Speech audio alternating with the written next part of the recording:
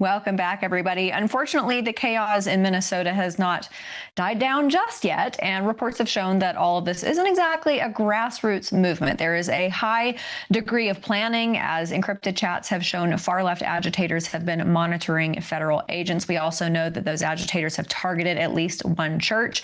But why go after a Christian church in all of this? Joining us to discuss this and more is the president of Courage is a Habit, Alvin Lui. Alvin, thanks so much for being here.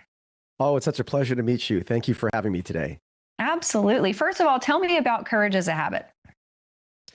Our organization creates these beautiful tools and strategies for the average parent, because we know that parents of school-aged children, they don't have time to do much of anything. And so we try to get these beautiful tools in the hands of parents to help them understand what is happening to their children in government K through 12. And this goes for legislators and school board members, because there's so much lies, there's so many false equivalencies, there's so much deflection, emotional blackmail that allows this indoctrination to happen in schools. And what they're preparing your children for is exactly what we're seeing in Minnesota.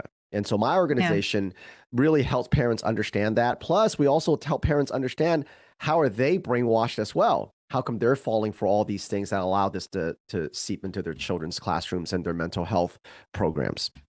Yeah.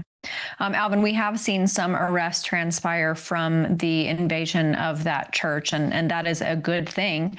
But you've got these folks who went into that church during a service, and they're screaming profanities at these people, accusing them of white supremacy and all sorts of disgusting things like bigotry. That on its face is bad, but you see something deeper and more insidious about this. I think that you said this is just a symptom of the disease. It really is. I mean, this is what team empathy and inclusion always does. And so what we found over the weekend, and there's this independent researcher named Cam Higby. He did a great job infiltrating the signal groups of these ICE Watch networks. Well, one of the main one is called Marnica. And they're the ones that are orchestrating all this chaos, all this violence that you're seeing. And Cam did such a great job. Now, from his research, we found a woman named Andrea. And what was interesting about her is that she promotes, or Amanda Collier, and she promotes an organization called Marnica, which is an ICE Watch network that coordinates all these. And when we dug deeper, guess who's partnering with this very violent ICE Watch network that's causing all this? It's the Waltz administration. On their website itself, on their government website, they list the Marnica as a resource. They also list CARE as well, which is another terrorist organization. And the lieutenant governor, Flanagan, on her Instagram right now, about 4 weeks or 5 weeks back, she has a video where she encourages people to, of course, impede ICE and all those different things. And she's wearing the logo, the butterfly logo of the Marnica ICE Watch network. So there is zero doubt that the Waltz administration, and sitting governor, an elected governor, lieutenant governor, paid for by the taxpayers, are partnering with a violent ICE Watch network that is impeding federal agents from deporting all these illegal aliens that have killed and raped and murdered and maimed so many Americans. Yeah.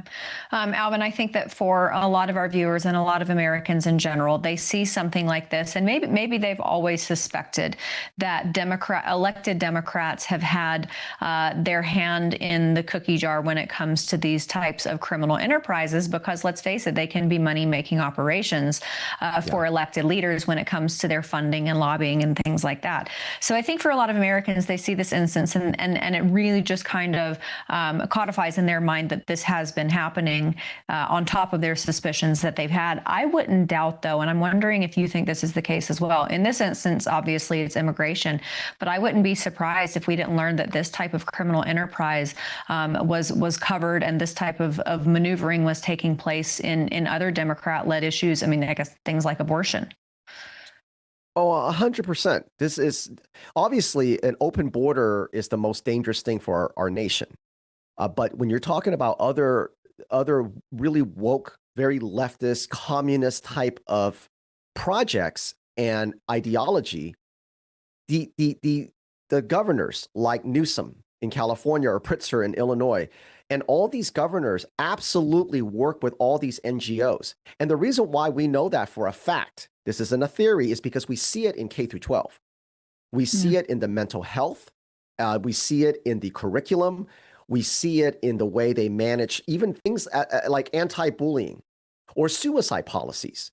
When you look deeper into who's pushing those programs, which parents just go, yeah, of course we want suicide policy. Of course we want anti-bullying and be kind programs. It's all by these really radical left-wing NGOs. And I'm not talking about like, oh, they're kind of middle but left-leaning. They're radical left-leaning NGOs. And so all these government, especially in the blue states, but even in the red states, because it happens in the red states equally as much in K through 12, they're partnering with these organizations. Marnica is just obviously going to be the heat because right now they're causing all this violence in Minnesota. But you're absolutely right that these government officials, elected officials, work with these NGOs to get into our communities, get into our schools, get into our city councils.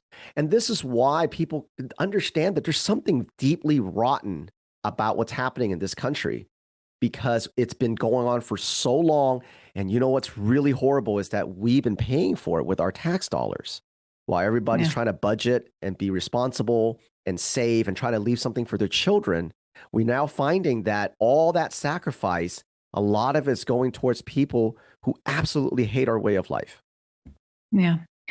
You mentioned these organizations and how they are far left radical organizations.